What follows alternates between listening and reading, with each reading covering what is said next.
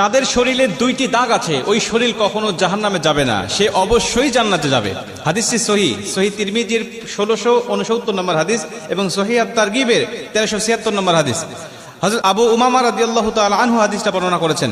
রাসূল সাল্লাল্লাহু আলাইহি ওয়াসাল্লাম বলেন, যাদের শরীরে দুইটা দাগ আছে এবং যাদের শরীর থেকে 2 ফোঁটা তরল পদার্থ নির্গত হয়, ওই শরীর কখনো জাহান্নামে যাবে না, সে অবশ্যই জান্নাতে যাবে এবং আল্লাহ পাকের কাছে এই শরীরটা সবচেয়ে প্রিয় শরীর। রাসূল সাল্লাল্লাহু আলাইহি ওয়াসাল্লাম বলেন, 1 নম্বর দাগ হলো যে ব্যক্তি জিহাদের ময়দানে আল্লাহকে খুশি করার জন্য, আল্লাহর দ্বীন কায়েম করার জন্য অথবা আল্লাহর সন্তুষ্টির জন্য যে ব্যক্তি বাতিলের মোকাবেলা করতে গিয়ে শত্রু পক্ষের আঘাতে তার শরীরে ছোট্ট একটা দাগও যদি বসে যায়, এই দাগটা কিয়ামতের ময়দানে সুপারিশ করে বা এই দাগটা থাকার কারণে কিয়ামতের ময়দানে আল্লাহ পাক তাকে জান্নাতে দিয়ে দিবে। নবীজি সাল্লাল্লাহু আলাইহি ওয়াসাল্লাম বলেন, 2 নম্বরে ফরজ ইবাদত সমূহের কোন একটি দাগ যদি তার শরীরে দেখা যায়, যেমন নামাজ পড়তে পড়তে সেজদা দিতে দিতে কপালে তার